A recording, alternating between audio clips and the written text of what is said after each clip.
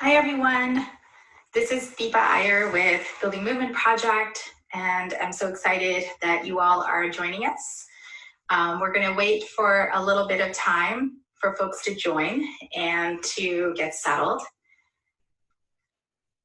Welcome. As you're joining, I'd love to know a little bit more about yourself. So if you want to share where you're joining us from or what's on your mind today, it would be great to know that. Thank you for all the waves that folks are putting in. Welcome. So let us know where you're joining us from and what is on your mind today, this week. There is a lot going on, obviously. This week it has been yet another heavy and trying week. And in our conversation today, we're going to talk a little bit about that, how we both hold grief as well as hope in these moments. Queens, New York is here. Chicago is here. That is great. Toronto, wonderful. Chicago, we've got a lot of folks in Chicago. London, welcome. Boston, it's wonderful to see all of you joining us. We've got folks from San Diego, more Chicago, Seattle. Yeah, so if you're joining us now, tell us what your location is. And if you'd like, tell us a little bit of what's on your mind this evening, what you'd like to hear about. This is part of the Solidarity semester that Building Movement Project and Solidarity Is are pulling together for 5 weeks. This is our second week. Hello to folks from Atlanta, from Eugene, Oregon. Wonderful to see you. And as I was saying, this is our second week of the Solidarity semester, and we have 3 more weeks to go. For those of you who are already part of the Solidarity semester, it's so wonderful to see you. Yeah, El Paso, Northern California, wonderful. If you're just joining us, let us know where you're joining us from. And if you're part of the Solidarity semester, let us know that as well. For those of you who are, welcome again. As you know, we do the Solidarity semester twice a week, once on Tuesdays and then on Thursdays. On Tuesdays, we are coming to you via Zoom, and then on Thursdays, we're here on Instagram Live at Building Movement Project, where we are in conversation with a movement leader. I want to lift up the comment from someone who said that they are thinking of Breonna Taylor today, and absolutely, we'll be talking about how to hold grief and also hope in this time. So thank you for lifting up her name and her family during this conversation. So for those of you who are already part of the Solidarity semester, you can find information at solidarityis.org. And I'm also putting on the pinned tweet some links that you might want to look at, whether you're interested in receiving the transcript of this conversation. That is a link that is in the pinned comments.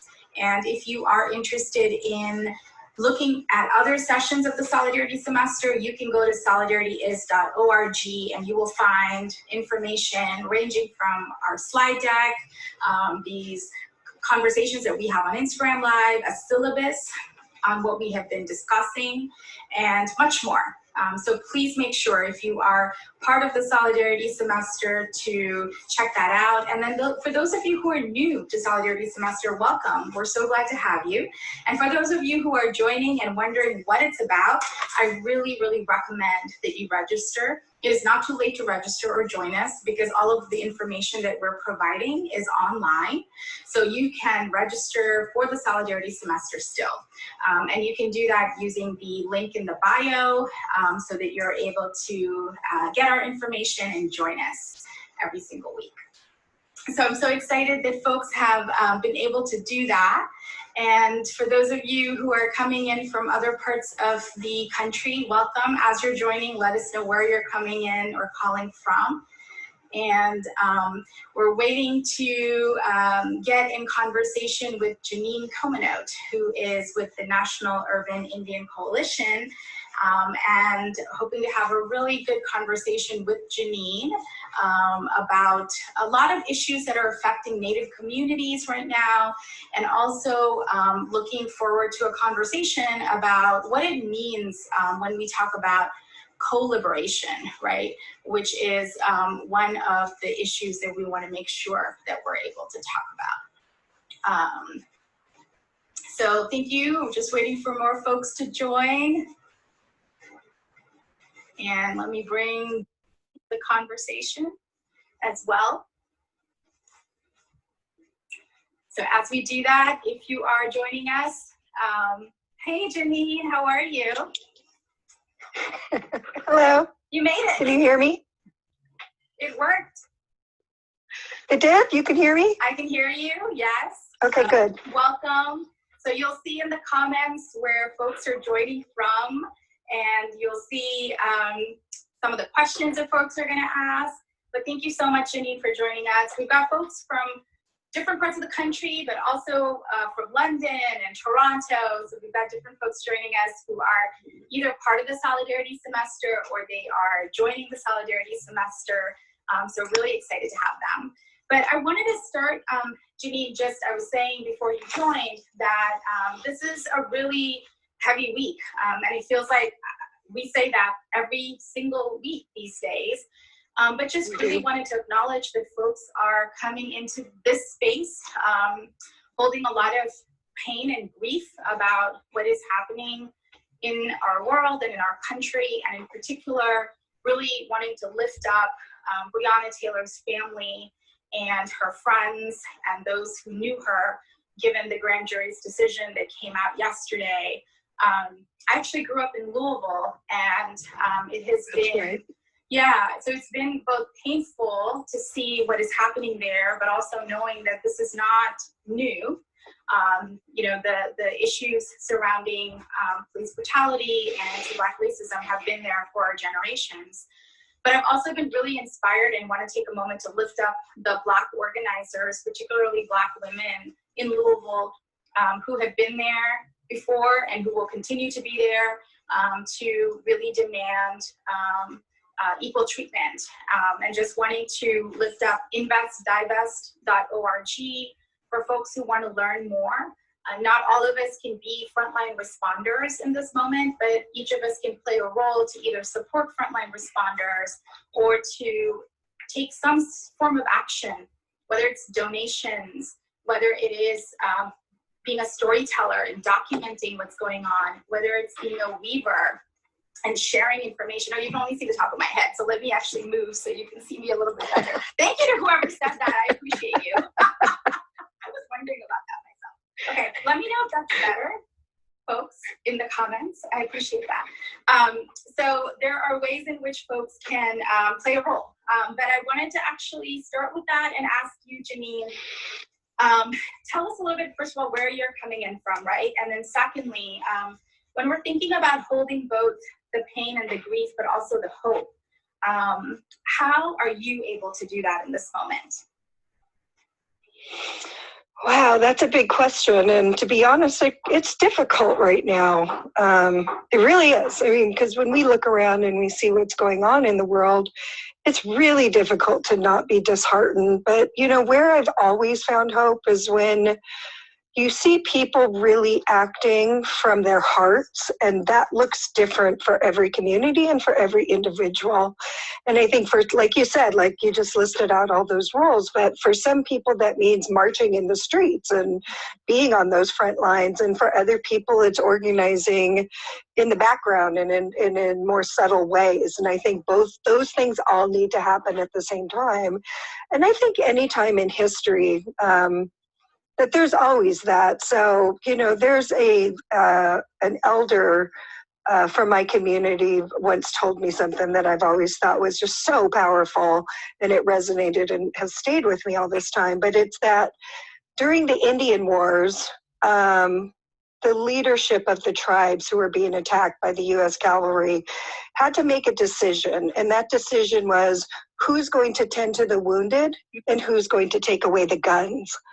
And I think we find ourselves there still. We still need those people who must be on the front lines, tended to our wounded in whatever way that looks like. Not necessarily like, well, in this case, actual gunshots, which it sucks. But really what we're talking about is sort of frontline warriors, and then those who are working on bigger systems change work, which isn't necessarily the same as what our frontline warriors do. And you really have to have both of those. And I think that humans in general have that mechanism inside of us. I think when things get tough, our natural inclination is to organize against whatever that thing is. And we've seen it throughout history on every continent on Earth, really. So, you know, sort of the resiliency of people will always give me hope. Yeah, absolutely. And I think that's building community is also, you know, you mentioned, right, building community, understanding that we're interconnected is another way to feel that we're not alone and that we have a role to play. So Janeen, I wanted to ask you a little bit about your own kind of trajectory towards social change and the work that you're doing now. And can you share with us a little bit about some of the reasons that it was important for you to work with your own communities, right? And to also work in the organization that you're working in right now? Yeah, so, you know, me working in my community, for many Native people throughout the United States, working within and for your own community, it's just sort of expected. It's kind of what we do. And I think in part because we really are community-based peoples, and I think most tribally based peoples are. So the notion of working for your community goes hand in hand with just existing. So for me, you know, the beginning of my work within the community really started at the local level. And I'm in Seattle, and so Seattle has a pretty rich history of sort of not just Native American Indians, Native Americans organizing, but also of other communities of color. So I was really sort of brought up in a community that valued interracial, cross-racial organizing. We had these four dudes called the Four Amigos. Oh, right. And it was the Black community, the Latin community, the Asian community, and the Native community. And we all, as communities of color, just took it for granted that we work together. This is how we roll up here. And that was really formative for me as I was coming up in my community. And, you know, I started working with street kids in Seattle, with Native kids who were living on the streets of Seattle. And what that did is it really reinforced that so much of our history as Native people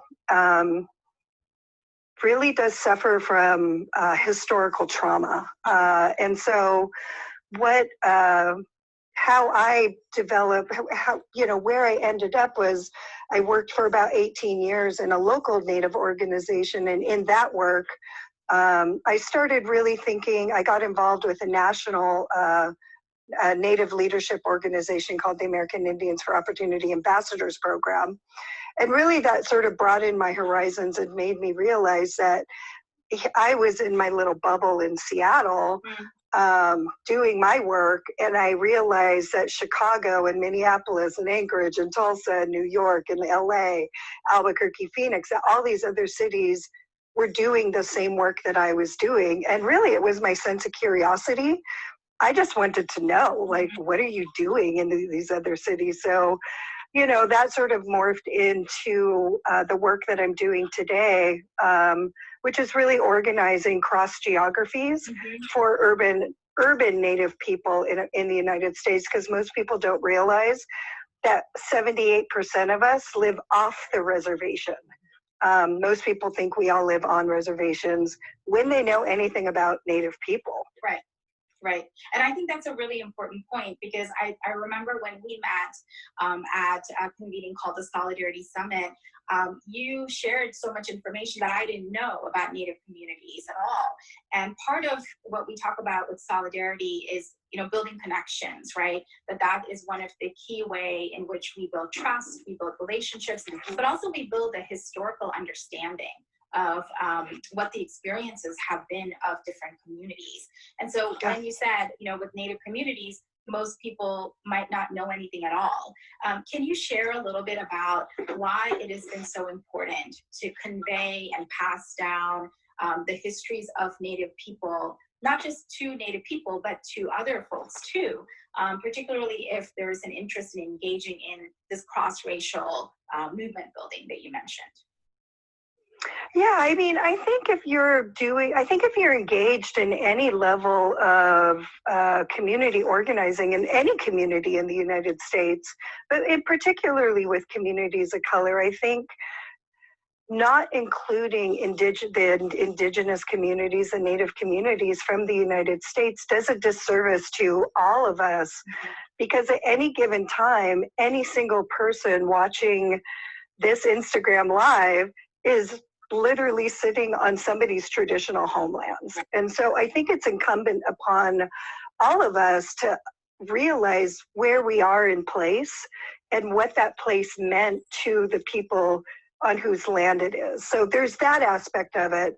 But also I think it's really important because Native people, I mean, to put it simply, we're still here. We survived an actual attempted genocide. Right. I am directly descended from somebody who survived genocide here in America on this land. And so when we see our Black relatives just being wantonly shot by the police or immigrants being mistreated, America, we have quite a bit of history with this kind of stuff. And I think acknowledging the role in history that Native people play to anchor what America is really important. I think knowing that history, acknowledging that history is critical, and including Native voices is also critical because so often, we're made simply invisible. Like you look at most studies and it'll say,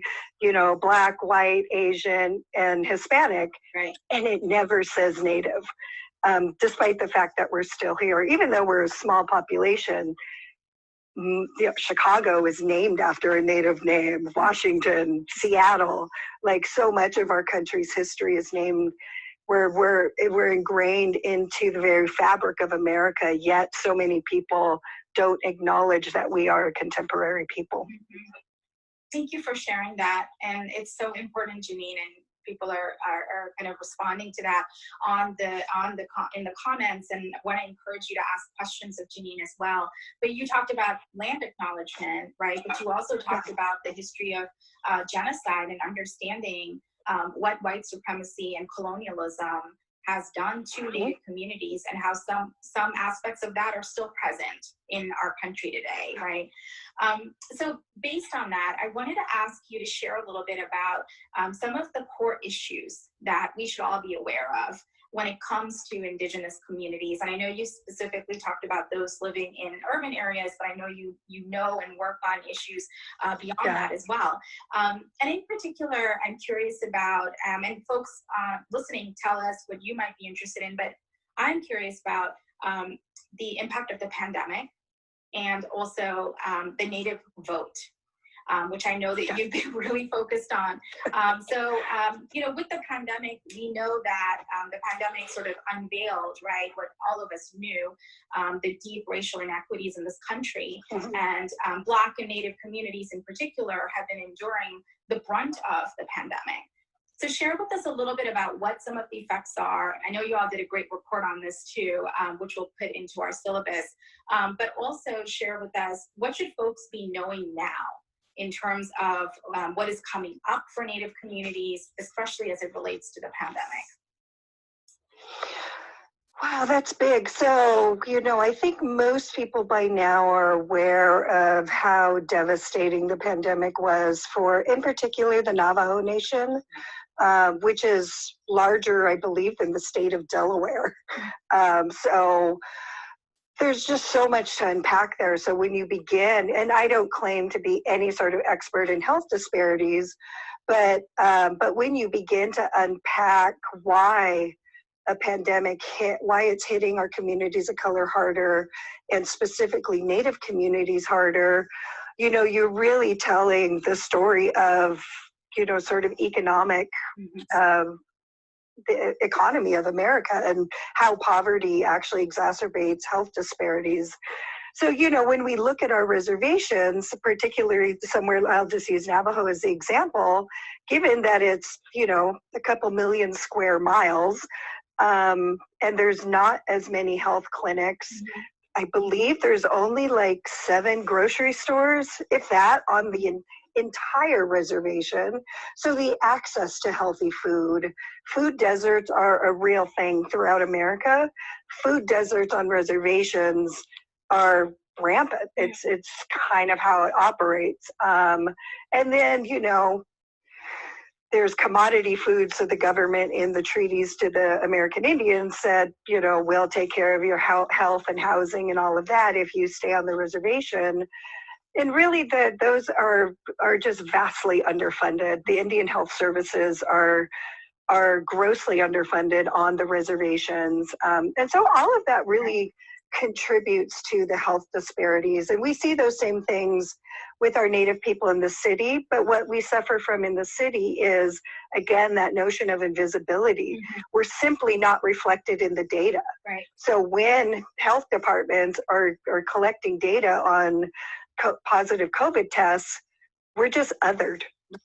We're usually always othered. So in places where they are collecting it within, sort of urban health departments, we are seeing an overrepresentation of natives with COVID-19. Yeah. I don't know if that answered your question. Yeah, no, absolutely. And I think what I heard from you is sort of, the racial capitalism that has existed in this country and the lack of access to basic infrastructure, right? Whether it's health clinic or food, that has just gotten exacerbated over time. And then led to this result on reservations for Native communities. And then your other point, like the data invisibility is so important. And so I one of the things I think is so important from that is if you are doing work in communities of color, just to really think about who's being centered, who is actually being visible, who is not, right? And what can you do to uplift and include as many communities as possible is one of the lessons learned that I wanted to share too with folks. And thank you to folks who are joining. Again, I'm in conversation with Janeen Comenote with the National Urban Indian Coalition. Janeen is based in Seattle, and really excited to have this conversation with Janeen. For those of you who are here, if you're interested in learning more about the Solidarity Semester, you can register with the link in our bio. For those of you already part of it, we're really glad to see you again and hope that some of these concepts we're talking about around centering, around systems of oppression, are ones that we covered and talked about a little bit earlier this week, so you'll see that reflected again here. Please feel free to ask questions of Janeen. Please feel free to share sort of how you're feeling as you're hearing some of the information that we're talking about as well. So Janeen, I wanted to now ask about the native vote. Clearly, we are, I don't know, is it 40 days before this significant election? 40 days. And a lot of folks are already voting. Share with us a little bit about why is the native vote important and why is it oftentimes overlooked? Because it is, again, overlooked at times, right? And then how are you all organizing to make sure that Native communities are actually able to exercise their right to vote? Oh yeah, so this is an issue near and dear to my heart. I'm a fervent believer in power building and in civic engagement. I think we live in a flawed system, and I think we have to make the best. We have to make that system work for us. I mean, if there's anything Native people know, it's how to survive in a system that's not designed for us or by us. Although technically it was actually designed by us to some degree, because representative democracy is based on the Haudenosaunee Great Law. So we know about representative democracy, maybe not so much an oligarchy, but so we think, so the native vote for us is, you know, I was doing some, I'm a numbers geek. And so when I was doing some numbers crunching was pretty astonished to realize that nearly 40%, like 39.7% of all native voters of all of Indian country live in 36 cities. Oh, wow. That's huge. In places like Phoenix, in Milwaukee, in Detroit, in Albuquerque, Houston, of all places, the Bay Area. These are places that have Tulsa, Oklahoma City, Anchorage. These are all places that have significant Native populations. And when you really look at sort of local elections and how often local elections are won by less than 5,000 votes, less than 10,000 votes. When you have 200,000 eligible voters in the Phoenix area, you can swing elections. Right. It's math. So, you know, I've never been sure why this vote has been sort of ignored for all of these years, but we know that our vote counts. And one of the things that we're really concentrating on with our work is, again, I'm really obsessed with this notion of cross-racial organizing. I think that we all together, we're a massive voting bloc. And if we organize together, we could be bossing everybody around. We don't have to have marches if we put people in office who don't enact monstrous policies. Right. So part of, you know, what we've been really working with our because we only work with urban organizations in cities that are either have large Native populations. We actually divide them equally between red states and blue states to ensure that we're not sort of favoring the left coast or favoring the eastern seaboard.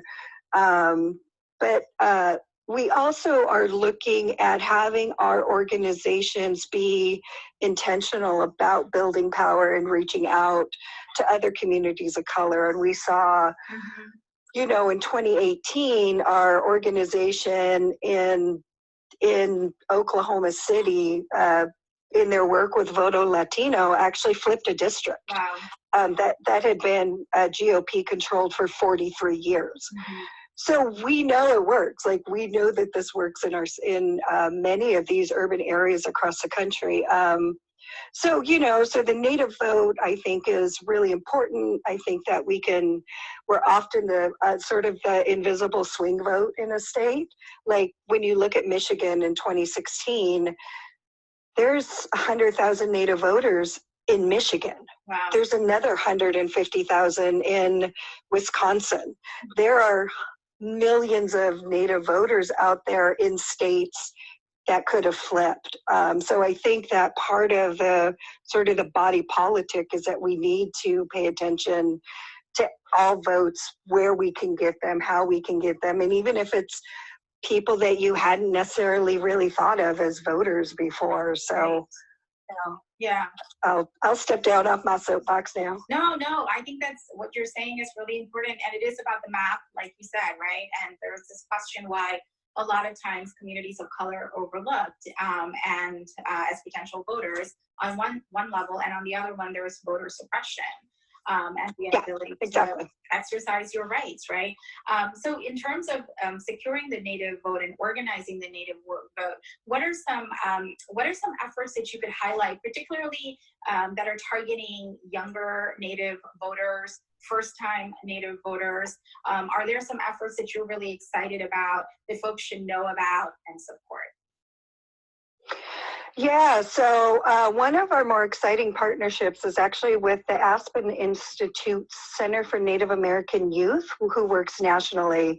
And so, you know, we just formed a youth council of our urban Native youth with their urban Native youth to really begin getting out the vote, the Native youth vote in our cities. So there's that. We're very excited about that. There's also, the individual efforts in some of our cities. So like in Minneapolis right now, there's this real big push to register first-time voters. And we know in 2018, the Little Earth community in basically downtown Minneapolis registered just a ton of first-time voters, of youth voters, and asked them how they felt. And what the most telling thing that we've heard sort of over and over in so many cities across the country is that our young voters often feel ignored. Because it seems that like the focus tends to be on sort of older voters, even elder voters, and that Gen Z and the millennials, that's a giant population. Yeah. And particularly Generation Z, in my opinion, we're seeing some of the most progressive young people. Young people by their nature, I think, are progressive because I don't know why that is. It's like this mysterious thing about life that happens. I hope I never turn into one of those like crotchety old people who suddenly becomes a conservative. I don't think I will. Yeah, I don't know. I'm scared of it though, so I have to work hard not to become that. I still may be crotchety though. Crotchety's okay. But what they said was that they often felt ignored. Like their voices didn't matter. Nobody asked them for their ideas. And what we find is when we ask young people for their ideas, they're so far outside of the box that it's like, holy crap, why didn't we think of that like a lot earlier? Yeah. So I think a part of it is just making the room and making the space to actually get young people to not just participate in the electoral process, but to actually participate in the organizing process. Because, like, I don't know what these young folks use these days, like some TikTok or Snapchat. I'm like, I'm old. Like, y'all need to. So you're like, you're doing quite well. I'll just tell you. I had 8 posts on Instagram prior to this. Share that publicly. But it's true. But I'm saying that to illustrate the fact that without young people, we don't have these really amazing platforms to communicate on. Yeah. And I think they just have a lot to teach us old folks about it. And one of the things I wanted to say about that is, we've got someone lifting up what you said, making the room and making the space for young people to participate in the organizing process. Yes, please. AP Castro, that's Anna Castro. Reva Gupta, love it. So thank you. Please put questions and comments into the comment box. But one of the things that you said I think is so important, Janeen, is actually that young folks, and we are working with young folks in the Solidarity Semester, and that young folks are visionaries, right? And that's totally. Roles in the social change ecosystem that we've been talking about, that to be a visionary, to be a guide, it's not really about age, right? It's really about your self-awareness, your practice, your actions, your ability to actually be the one who is participating and organizing and honing your skills. And then thinking out of the box, like you said, and coming up with ideas that others may not be thinking about. So important. So one more question that I wanted to ask you about the vote before we move on to more solidarity questions is something that came up earlier that I saw, which is, when you are talking to Native communities, what are the issues that are coming up as like the most important issues as folks are thinking about with this election? And one of the questions earlier was around treaty rights and whether, how important is that, right? The U.S. respecting treaty rights and treaty agreements and sovereignty. What are some of the issues that are coming up as top issues for Native communities in this particular election? I think they're the issues that come up in every election. So obviously upholding sovereignty is, whether you live on the reservation or you live off the reservation, we're all still, I always tell people that Native people, we have triplicate citizenship. Like, I'm first and foremost a citizen of the Quinault Indian Nation in Washington State. I have a bunch of other tribes too. That was boarding school, but we are citizens of our nations. And so, we gave away billions of acres of land to the European colonizers. And in return, we entered into these treaties, and upholding those treaties is baked into the Constitution. It's baked in, we're the only group named in the Constitution.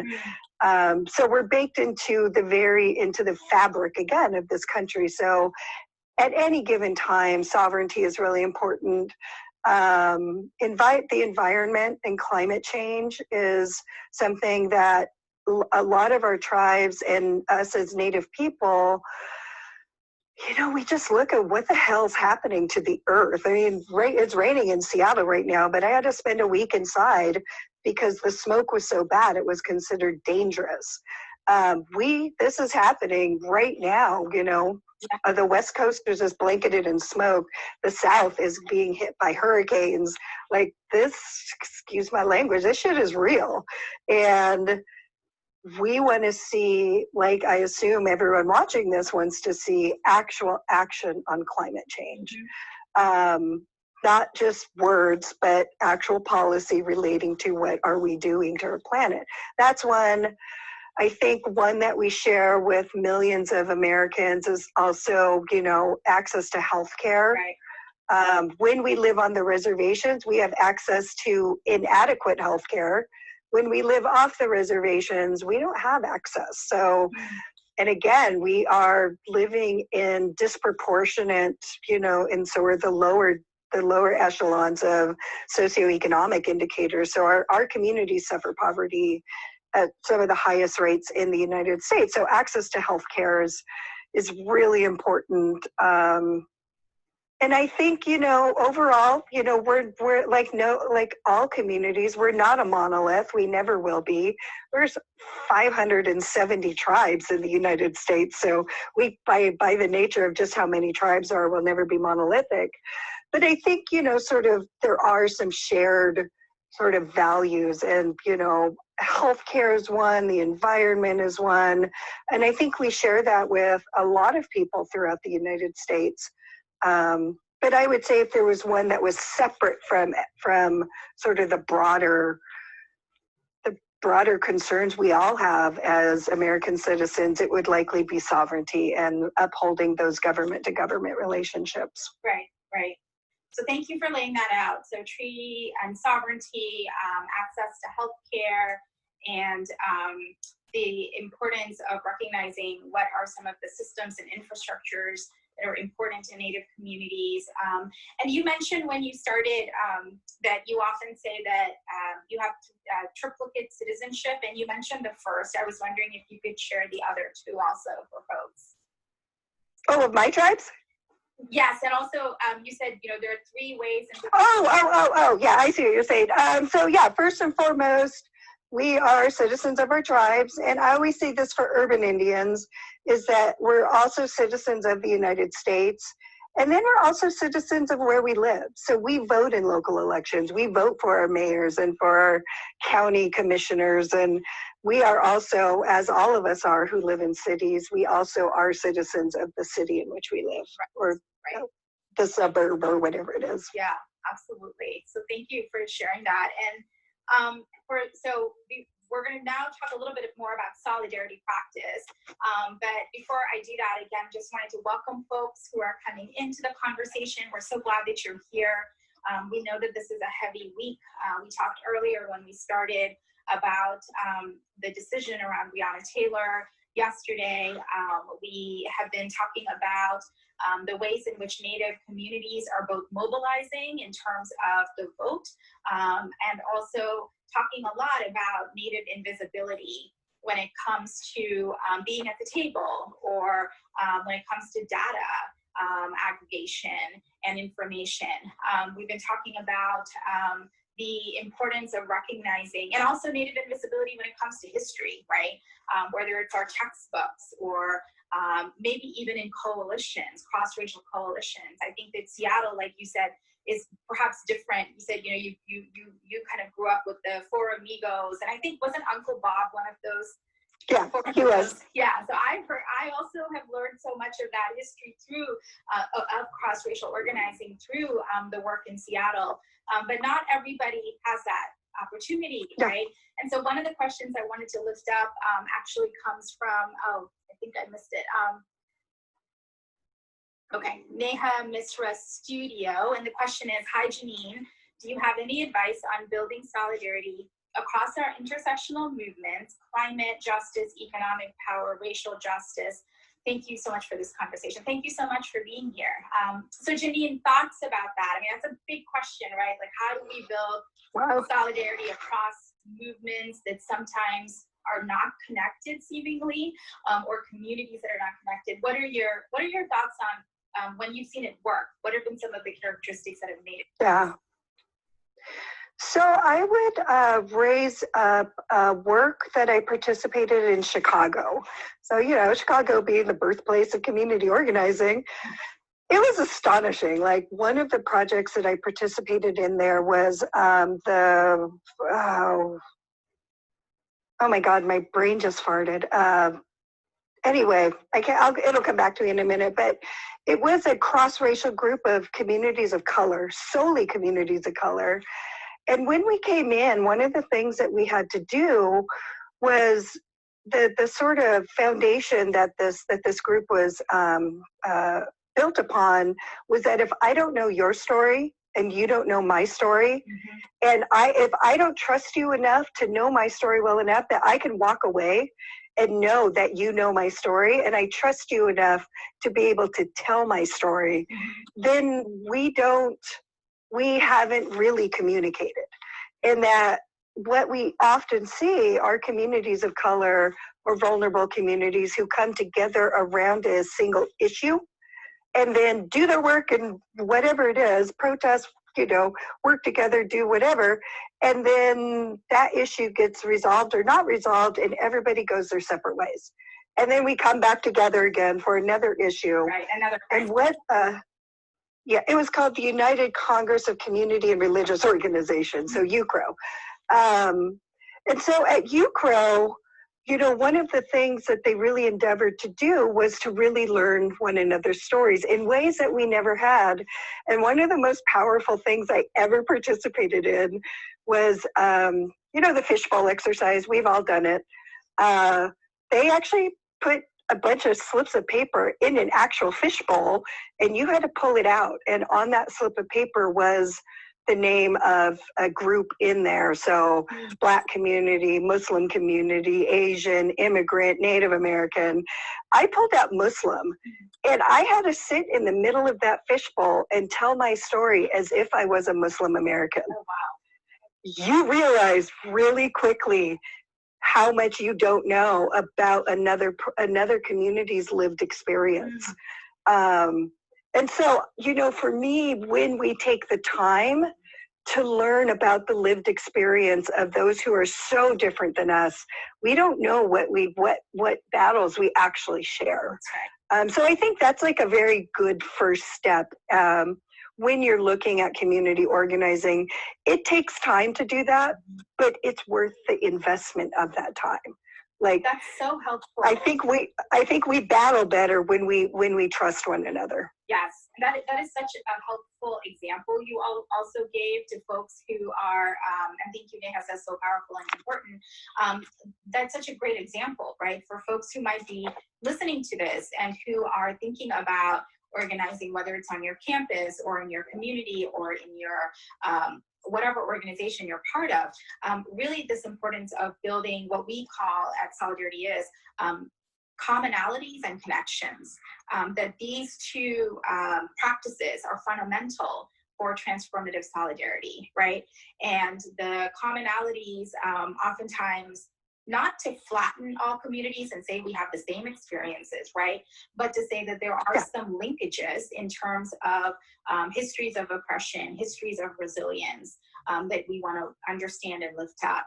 And then the connections between people. One of the things that I've learned from Native my Native mentors is this idea, and you mentioned this earlier, because it comes naturally to you to say it, this idea that we are all relatives. That, you know, it's about all of our relations, and that concept I think is so fundamental to solidarity as well, because when we are able to build trust, when we're able to learn about each other, when we're able to say we have a shared future that we believe in, it really builds in a way that you know, you don't if you're just coming together, like you said, for a campaign or a crisis, because it's a long-term relationship building process. So thank you for that wonderful example as well that you provided. And I am curious if you can share a little bit about this idea of relations. Why is it, you know, what do we need to learn from Native communities about this idea that we're interlinked, that everyone is a relative to each other? How can that be a powerful way of, I think Reva asked this, reshaping the racial discourse in this country? Wow, that's actually a really hard question because it's so baked into our worldview. Like you are all relations. Like all, you know, when we were still living prior to contact, everyone in the tribe was your relative. And even like the earth itself was imbued with qualities that made it a relation as well. So like we understood that everything is in relationship to one another and that everything is interdependent on other things. Like, so in my Pacific Northwest tribes, cedar is sacred and it's considered a relative because it provided our homes, our clothes, our food, our transportation. So it's hard to like kind of articulate the notion of relation because it's just such a fundamental thing. Like you just, if I were to bring it to today, Yeah. How I would describe it is that, and I'll use you and I, Deepa, as an example of that, you know, when I met everybody at the Solidarity Summits, you began to realize quickly that we all do the same work. We all want justice. We all want equality. We are all working in the way that we can to improve the lives of our people. Everybody watching this, you and I, we're in the business of transformation. Like our job is to transform society into something more just. That immediately, because we shared that thing, puts us in relationship with one another. And it's really the notion of our relationships with everybody makes them relations. Like it's a pretty simple concept, I think. I don't know. I did a terrible job. Can't explain that. It is simple and it is profound, but I would argue that I don't think it's a concept that is often baked into a lot of Western cultures or even American it's culture, absolutely right? not. Where it's about the individual, it's about silos, it's about exceptionalism, but this notion of community and generational communities, and even, which I thought was so powerful when you talked about the relationship to the earth, right? How that is so fundamental to the way that you think and how Native American beliefs are formed could be so important and vital to all of us. And so yeah. I think it's also, you really saw it highlighted during Standing Rock. Yeah. So this notion of mini wakoni, which is water is sacred, if you don't believe water is sacred, you have a really big problem. You know, earth, calling any earthling, if you don't think water is integral to life itself, then we have a problem. So water is sacred because we don't exist without it. So I think, you know, sort of the indigenous worldview was sort of really encapsulated well at Standing Rock and why we considered this stuff important. Mm-hmm. And in a world and in a country where there's seemingly so much polarization, I think that actually understanding and incorporating that worldview could shift the way in which we relate to each other and could actually open up some inroads for building bridges also. So really want to encourage folks to think about that. in terms of, again, another lesson that Janeen has shared with us. When you think about your principles in organizing or connecting with people, thinking about integrating this worldview that everyone is our relation, right, or our relative, and that when we find things in common, we can really reshape our relationship with each other. And a lot of folks are saying so true. Jojo says definitely agree. Someone said thank you so much for elaborating on that. So thank you, Janeen, for sharing that. So we've got a little bit of time left. I feel like we've covered a lot and had a really deep conversation, and I appreciate that. And for those of you who are staying with us, thank you. And please feel free to, again, put into the comments any questions that you might have, or any feedback, or even examples of how you're using these ideas of commonalities, centering, connection in order to further your solidarity work. But I did want to ask you, Janeen, a little bit about this idea of co-liberation also, that we are part of a collective. We talked about this, and why, when you think about our current environment right now, how does co-liberation give us another way of understanding what might be happening to a community that is separate from ours? And what does it require us to do if we actually believe in mutual liberation? How do we act?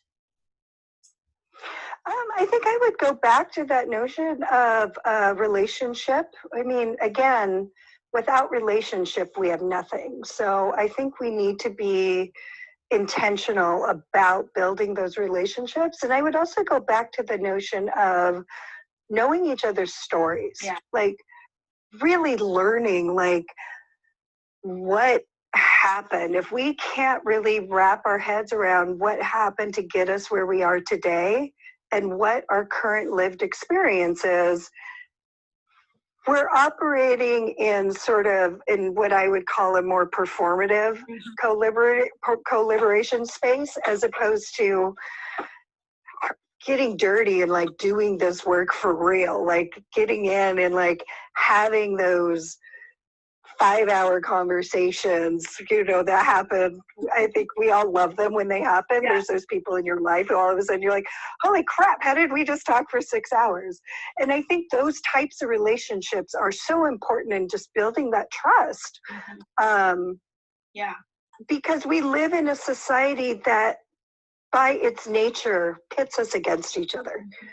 And whether we acknowledge it or not, I think we need to be cognizant of the fact that we are not immune to that ourselves, and that when we act that way, we need to have mechanisms to gently correct us. So I think that a lot, I see a lot of, not in just my community, but in the world in general, I see a lot of, if we disagree, we hate each other. Right. Totally not true. Like I see it in movement spaces, even like this approach is better. You stole this from me. Like that does nothing to further our cause. And that's not to say that it's all going to be kumbaya and roses and all of that. I mean, this is messy work, and it's emotional work. And you were talking about communities who are dealing with real trauma. Right. Like that trauma, we all carry it as well. Like I carry historical trauma from my ancestors surviving a genocide. And I think like this, to me, I've begun really thinking about what is the role of trauma in this work? How does trauma play itself out? And I think we need to have those explorative conversations about what that looks like as it plays out within our movements and how it plays out in ourselves. So true. Yeah, I want to lift up a lot of what you said, that movement work is messy because it is relational and people have disagreements. But how do we engage in generative conflict, right? That isn't about canceling each other or holding each other to really high, pure standards, right? That recognizes we're all learning instead of saying that one way is the right way or there can be no transformation. So I really, really appreciate what you said. And someone had asked earlier about transformative justice practices, I believe. And part of what you said is around that, around acknowledging trauma, but also understanding that there are ways to heal and there are ways to transform relationships too. So speaking of that, right, speaking of trauma and this work that you're doing and that others are doing in a moment that is extremely challenging, right? We're talking about the environmental disasters that you mentioned, the pandemic, the uprisings, ongoing anti-Black racism, a volatile political environment. And that's a lot on top of the historic trauma, the generational trauma that you mentioned. How are you taking care of yourself? What, you know, one of the things we talk about a lot with solidarity practice is sustainability. That this is work that we're doing for the long run, right? And so what are ways in which you are building a sustainability plan for yourself? And what could you give advice, especially for young folks who are kind of moving into social change work? What advice would you have for them? Take care of yourself. The movement happens, it'll keep happening. But if we're not physically healthy, if we're not taking care of our spirit, we're not going to be any good after all. You're good. And I've seen it so many times, like, you know, just put the phone down at 2:00 in the morning. Don't, I mean, you know, says the pot right now, calling the kettle, but, we're all but we all, you know, we all have a lot of work to do around this, but it is really important work, and our role in it is really important, but you do have to take care of yourself. And for me, I have 2 words, and that is Korean spa. So I know, I'm just obsessed with it. The Koreans, they really knew what was going on. But really, those are fine activities where you can be alone and really reflect. Mm-hmm. And that can be bike riding for some people. It can be hiking. It can be, for me, going to the Korean spa by myself.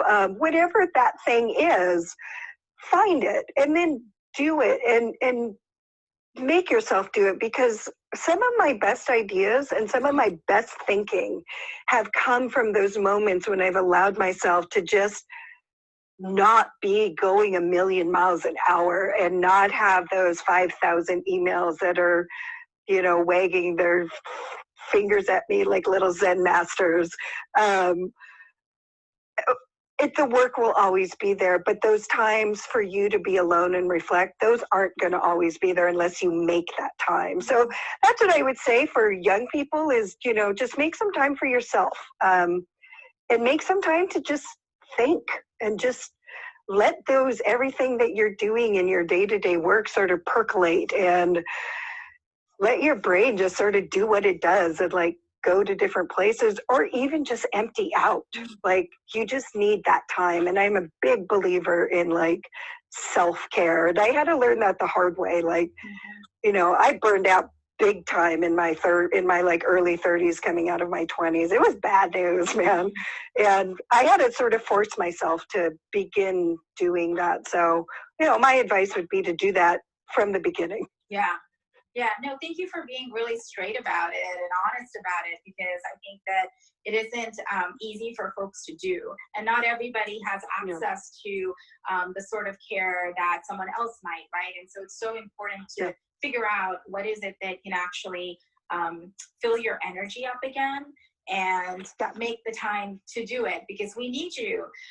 We need everybody in this struggle for liberation, for collective liberation, and we need to do it for the long run. So really appreciate that. And someone says, breath is important. Yes. Pebbles, heal yourself so you can heal others. Yeah. I mean, I think there's a saying that you can't give from an empty cup or something like that, right? And so learning to really actually make sure that your cup is maybe not always full, but half, you know? Yeah. Let's see, Ijaba Ahmed says it's difficult because society teaches people to go hard or to go home and everything. Absolutely, yeah. Yeah, it is this constant push, and everything seems urgent. Everything is a crisis, and there's this requirement to do so much, and which is why, again, you know, as we start to close this out, really want to encourage people to figure out what are the roles that you can play, and understanding that you don't have to play all of the roles, and that there are others actually holding up other aspects of the work, right? So what are you good at? What brings you joy? What centers you? What actually is connected to your values and aligned with your sacred purpose? Those are the types of questions to ask yourselves in order to identify the roles. And one of the things, Janeen, you said is like, we all are learning. We're all like trying to figure this out, you know, like Janina and I would say, are a bit older than some of the folks perhaps watching this Instagram live.